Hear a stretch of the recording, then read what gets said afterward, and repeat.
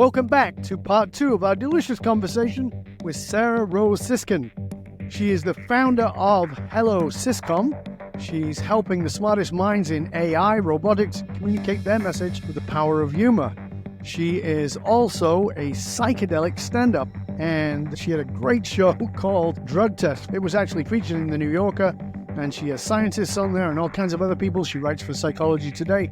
And in the first part of the show, we were talking about how she had started off battling with depression and looking for some kind of resource that would help her. The traditional pathways were not working, and she ended up going down a psychedelic path. And where that has led her, she's written for StarTalk, Neil deGrasse Tyson, and written even for the White House press correspondents dinner. Done a lot of really cool stuff, very involved in a lot of different areas. We're going to come more to that as we move forward. But I want to start off by asking you, you wrote for the White House press conference dinner, which I always love and feel deeply for the comedians who do that show, because I'm like, do you just plan to torture yourself? Because I watch those guys and it's like talking to an audience of people who do not give a shit. Oh man, this is literally the one question I was like, oh, I hope he doesn't ask this, because I wrote for the White House press correspondents dinner the only year it was ever hosted by a non-comedian. It was hosted by a non-comedian? Yeah. It was hosted by Ron Chernow, who is the author of the Hamilton biography that got made into a musical. I was friends with him, and he asked, could you write some jokes for me? Because people are going to expect it. And so I wrote comedy for the one non-comedian who hosted the White House press correspondents dinner, which is both a badge of honor and a little embarrassing. Yeah, it is a badge of honor. I'll give you that. It definitely is. Because, like I said, I watched that and I never miss it. It's always fantastic. But what is fantastic is just thinking about the courage it takes to speak to that audience. I admire the effort every time to speak truth to power. Sometimes it bothers me some years when I feel like the comedians aren't being brave enough. There's one dinner where it's hosted by Steve Colbert and George W. Bush is the president. That is a masterclass in bravery and what comedians should aspire for, which is actually funny jokes. That's like priority number one.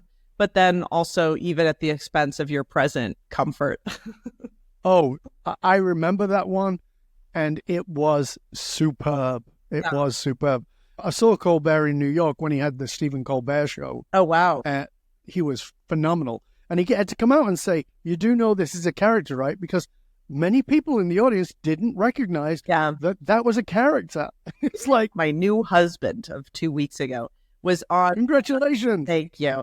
He was on Colbert and was astonished by how quick Colbert is. He's like Ginger Rogers has this quote about Dancing with Fred Astaire, where she's like, I did everything Fred did, but backwards and in heels.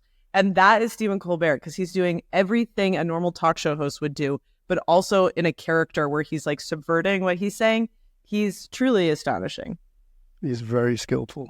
So let's talk about being a psychedelic comedian, because as I said, I have partaken of certain substances at some point in time. Oh, wow. That was nice and specific, Dov.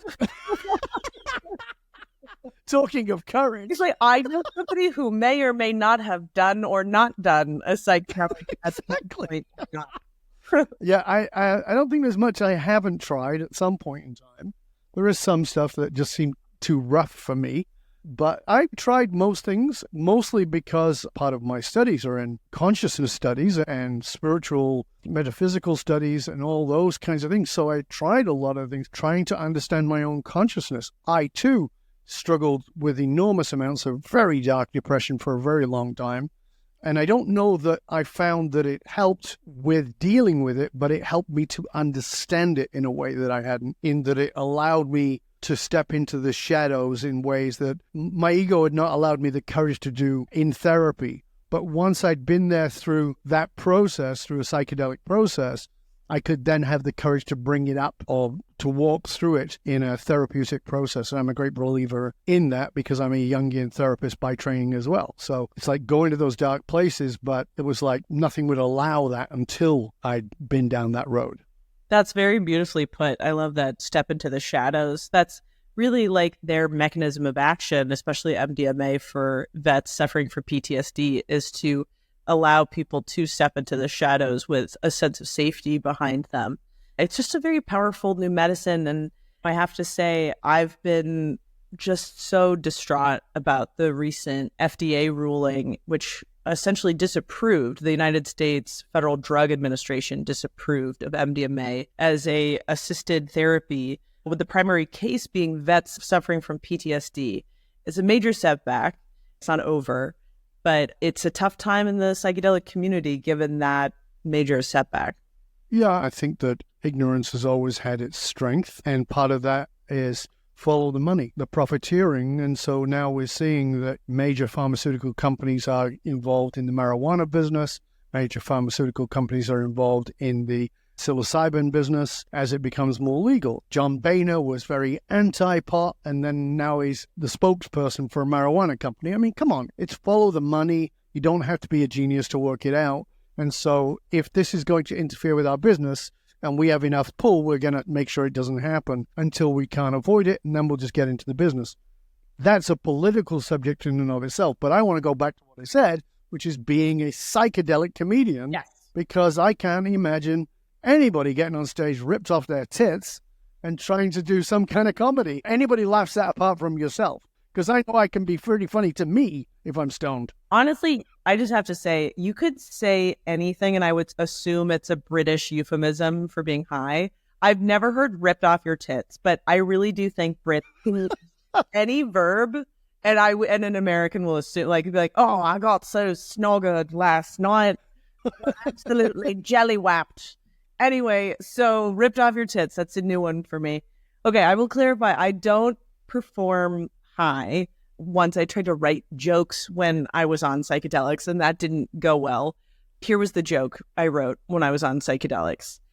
A priest, a cop, and a rabbi walk into a bar. Just kidding, they are all the same guy because we are all connected. So, okay. Not my best work, Dov. I think not my best.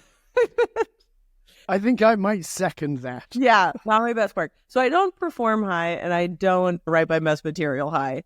I really just perform to audiences who care about this. I don't even perform to audiences who are high. It's mostly just people who like talking about this stuff, who have benefited from it, because I hate doing jokes about online dating or, frankly, even jokes about politics. I really like talking about nerdy stuff, and I could get really nerdy into the neuroscience and the psychedelic therapeutic benefits with this specific community. So that's kind of my jam. May I be bold and ask you to tell us one of your jokes that might go to that audience? Because that sounds like you're talking to a more science-based audience. And I'm imagining that that's a very different style than Bill Burr, who I love. Yes, it very much is. Because I'll perform at pharmaceutical companies or before academics. And they will enjoy the fact that I'll talk about the receptor that psychedelics affect, which is the 5-HT2A receptor. And I will refer to that as the brain's G-spot. And they enjoy that because they understand both what that receptor is and what the G-spot is, which, gentlemen, if you don't know what the G-spot is, please look that up subsequent to this podcast. Or take psychedelics and work it out. Right, work it out yourself. I had a whole joke about the history of drug development that I got to perform in front of a psychedelic pharmaceutical company that was about how we used to prescribe cocaine in the 1800s, and doctors would see you and say, oh, you're tired, you have ghosts in your blood, you should do cocaine about it, and then prescribe you a dram of cocaine or whatever. And then we go to the 1920s and people are treating female hysteria with laudanum, which is just straight up heroin and alcohol. And then you fast forward to the 1950s, where if a woman is sluggish about doing housework, she can get prescribed meth for more pep in her life. Welcome to the Valley of the Dolls. Exactly. These pharmaceutical reps are loving it because people have strong feelings about what's a bad drug and what's a good drug. And it changes. It's like musical chairs. It changes every century what's a bad drug and what's a good drug. Psychedelics were a boogeyman ever since the 1960s. And are now coming around. And it's a very good chance that they will be called a boogeyman again, especially with this FDA hearing. So there are no good drugs or bad drugs. There's only bad uses of any kind of drug. I can get kind of nerdy with my audience, and I really appreciate that because I can't do any more dating in New York joke stuff. No, I understand. And it's interesting because I'm old enough, although I was a little kid, but a nerdy little kid. I remember Timothy Leary and Ram Dass before he was Ram Dass, when he was a psychiatrist. I've had Dr. Adam Safran on here, who was the lead researcher for psilocybin, who's actually a friend of mine now. This understanding of, as we talked about on that show, that Leary said, take acid and watch the walls melt. And he wasn't talking about just looking at walls and watching them melt, although that can happen. He was talking about the internal walls, the restrictions that we have against ourselves. And Ram Dass talking about megadosing beyond the heroic dose of whatever it was he was taking at the time. That was the 1960s, folks. It was 60 frickin' years ago. And we're still looking at these things through the lenses of our biases rather than through the lenses of science and the lenses of the people who are getting massive relief from it. So when you are talking about these things yourself, Sarah, and you bring those up, are you banging up against that bias, or do you find that the people you're speaking to, it's much less so? I speak to different kinds of audiences, and I definitely speak to audiences who are not frequent psychedelic users. I meet people who are very skeptical of them. A lot of the times I'll talk with people about their negative perceptions of psychedelics. And a lot of the time it comes down to somebody saying, well, I had a really bad experience with LSD. And I'll say, well, could you tell me about it? What was the context? And they'll almost invariably say, well, I took 400 micrograms of LSD. I was 12 years old. I was in a haunted house. I was with my stepfather, who I hated. It's just like, sometimes that's not the psychedelics talking. Content and context is what Leary talked about. Context. What's the environment? And the other thing is, I've talked to people about the idea of a bad trip. Outside of context, if you have good context, so good environment, and you have a bad trip, I'll tell you exactly what your bad trip was. And they go, really? And I go, yep. And they go, what? I go, you had an identity crisis, and that's the point of the trip. That's all it is you felt like you were going to die. And the truth of the matter is, you're supposed to feel that. You're supposed to embrace that idea of the you that is restricted to the rigid little box that you and I have been trained to believe we are, into this expansive self. And that can be bloody terrifying.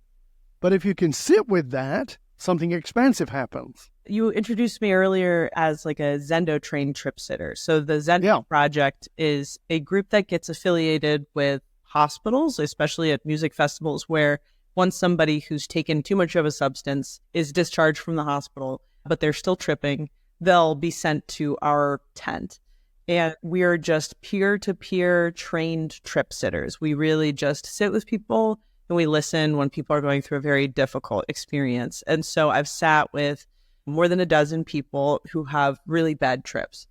And I've sat with people who have had bad trips on heroin, on LSD, on MDMA, on pot, just dehydrated, on a number of substances I'm not certain about.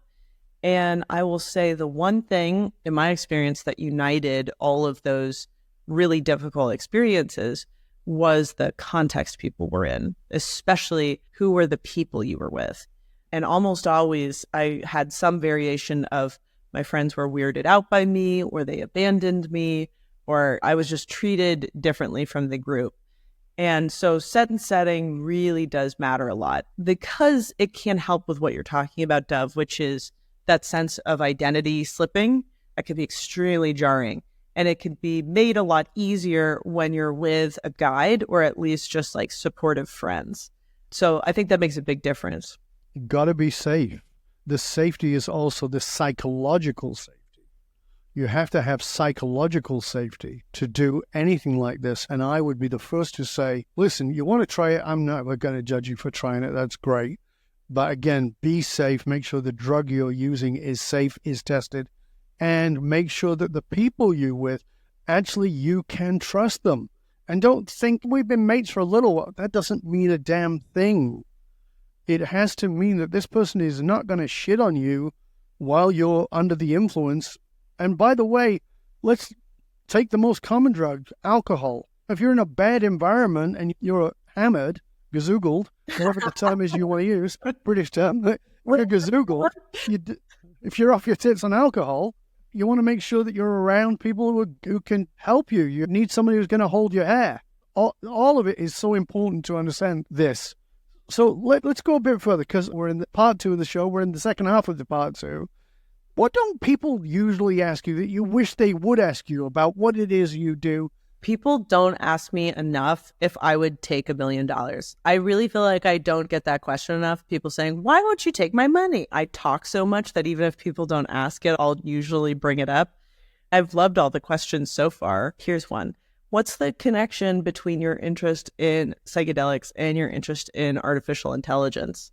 Because I think there is a connection across that sort of dyad of my life. Tell us about that. I'm just interested in altered forms of consciousness. And I really do think that if you tried on another human being's consciousness, it might feel like you're on LSD. It might feel like colors are a different color, like you really don't know. And I do think that computer perception is a type of altered consciousness. I'm not saying it's at all like human consciousness. It's definitely not. But I think if we frame the question of, like, we take a very expansive approach to the understanding of consciousness, it actually is extremely useful. It's extremely useful at, number one, legislation with regards to mind-altering substances. I definitely think we should be having the same things in mind when we think about caffeine as we do about heroin. They're all mind-altering substances.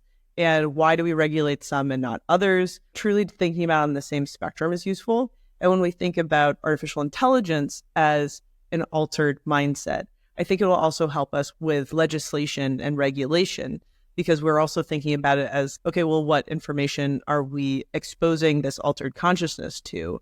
What are the benefits of it? What are the foibles? Truly, like, not treating it as if it's omniscient, but just an altered form of consciousness. And so that to me is a spectrum of just like how different minds perceive the world. And I wish more people thought in terms of that framework, because it also is a uniting framework, because you're on that spectrum. So computer intelligence is not so different from your own. It's on a spectrum, and neither is somebody with an altered mindset due to mental illness or due to psychedelics. That's a really interesting point of view. So, for instance, somebody in a schizophrenic state is not in what we think of as a normal psychological consciousness state. And is AI another form of consciousness? I had a conversation with Professor James Burke, who is one of my heroes. People say, don't meet your heroes. I met mine, and it was amazing. Amazing. He had a show in Britain that was shown in the United States too, called Connections and Tomorrow's World. And I interviewed him for this podcast. So I watched that show when I was a teenager, and I was in awe of him. I call him the godfather of my curiosity. And we talked about artificial intelligence and robotics. And we talked about augmentation and the fact that we wear a hearing aid. And we don't think of that as augmentation, but it is. Just as glasses are. And we're going to have bionic hands and bionic feet and bionic eyes and all those things. They're going to happen. And will we say that that person is less human than the person who doesn't have those augmentations? Of course not. We won't say that. No more than we say, oh, you're a weirdo because you wear glasses, as opposed to squinting all the time.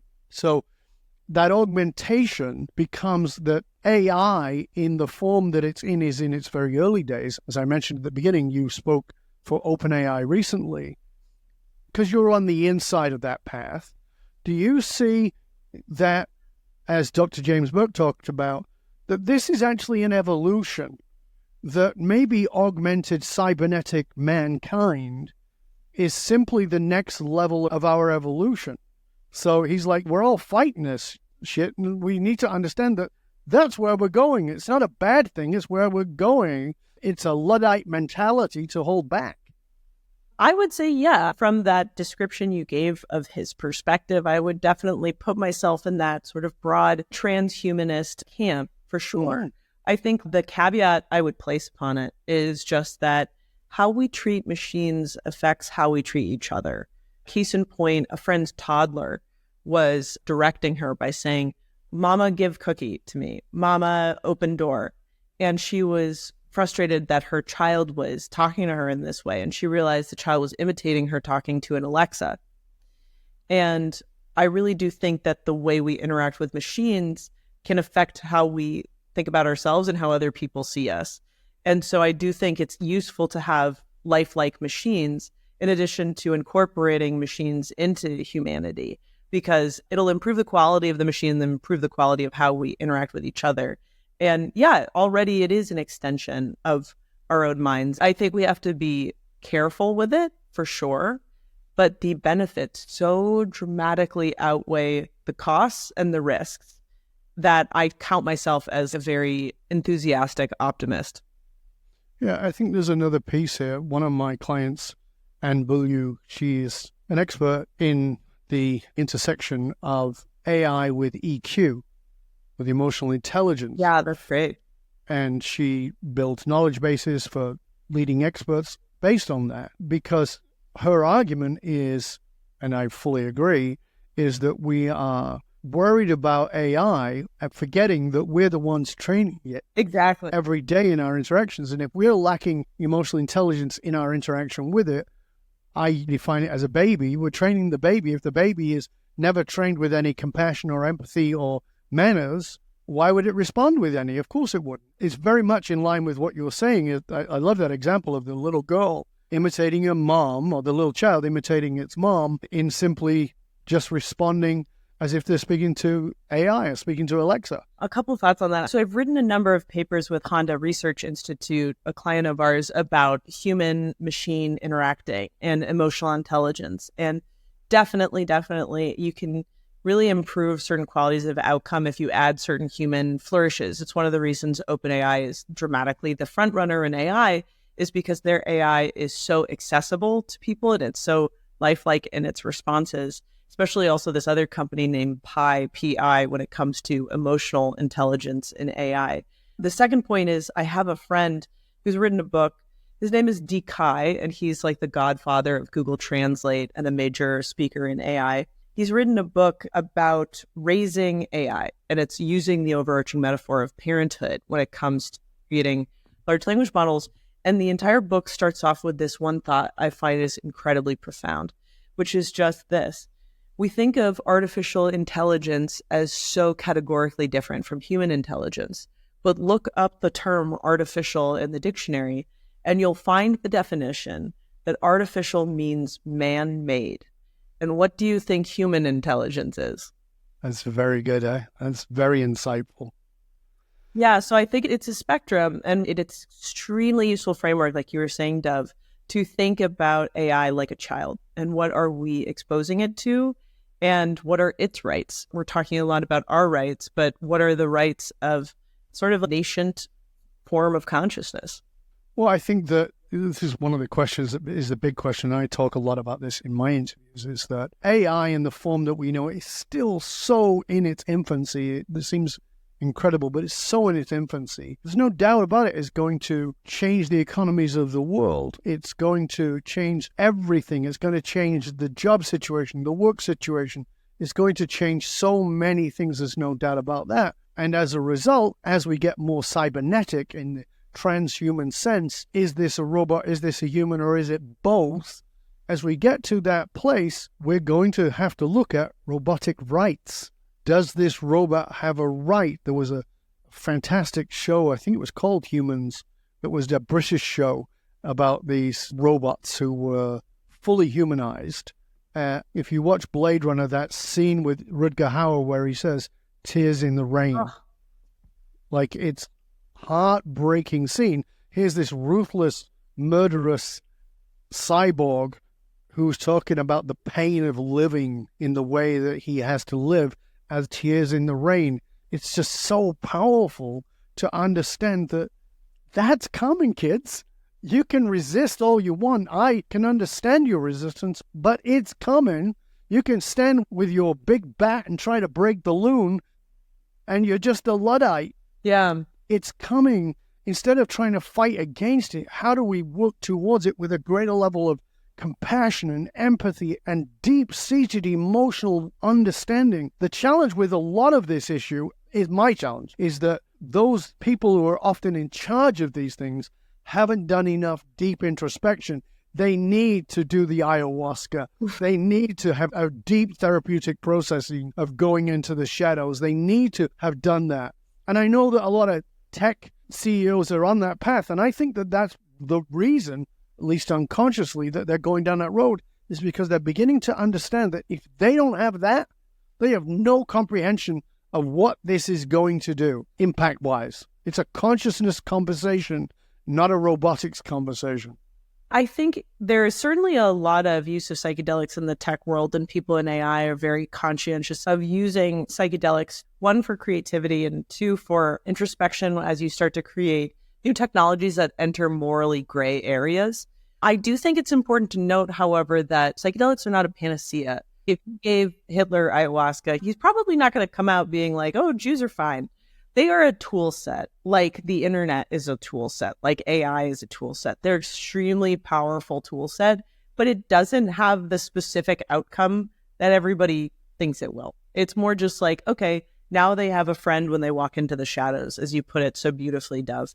Like they have that capacity now. Whether or not they take that step, that's up to them. But you can lead a horse to water, but you can't make it drink the ayahuasca, per se. I do think there is a big overlap. Certainly, there are just a lot of people who also take psychedelics, but perhaps aren't well guided. One of the things that kind of personally bothers me a lot in the psychedelic world is people who spend a lot of time and mental effort talking about the quantity of the experience they had and not their realizations. I think sometimes people seek out ways to quantify superiority. Essentially, there's like a lot of ayahuasca bros out there who talk about drinking a lot of it, but not so much what did you learn from it. Well, I think there's also a bragging rights piece. I managed to get to be able to work with Dov Baron for a year. Who gives a shit? If you didn't do anything with it, so what? I did ayahuasca 14 times in the Amazon. I don't care if you did it 3 times by the river. It's irrelevant. What did you do with it? What's the depth of your thing? As I said, I think it's a consciousness conversation that is applied to depth, not breadth. What's the depth here? What did you get from this? What insight have you gotten into yourself? What is the realization you had about you that you can now bring to this thing? I know people who are doing ayahuasca every week, and I'm like, stop. Oh, you're against ayahuasca? No, I'm against you doing it every week, thinking that that's the solution. Do the bloody work. Get a therapist. Sit down, work out what's going on, because you're now running away via ayahuasca as opposed to running away via alcohol or cocaine or the television or volunteering at the church. If you're running away, it's not helping. The journey is in. It's a consciousness conversation. I couldn't agree more. Psychedelics don't have certain properties that make them inherently addictive, like an opiate does when it stimulates your opiate receivers, but you can get addicted or at least abuse them in the same way people can abuse exercise or sex, any behavioral escape mechanism. And so there's always that danger in their use. Possibility of escape. So many people are busy doing that, trying to escape rather than be present. Sarah, this has been awesome. Now we must escape the end of this show. Honestly, it was a pleasure and an honor. Thank you so much for taking the time to be with us today. I want to make sure, again, people know how to find out about you and the resources that you offer. Would you please tell people how they can find out more about you again? Sure. Sarah Rose Siskind. You can get on my newsletter for shows that I do about psychedelics by just going to drugtestwithsarahrosesiskind.com. Or you can check out my company if that sounds useful at hellopsy.com. Or just follow me on social media, whatever works. And social media is all under your name, right? Yeah, just all under Sarah Rose Siskind. So again, we'll make sure that all of that is posted in the show notes, so you don't have to worry about it. You can just scroll down and you'll find it right there. Again, Sarah, it's been a pleasure and honor. Thank you so much for taking the time to be with us. And for you, dear listener, remember, those who control the meaning for the tribe control the movement of the tribe.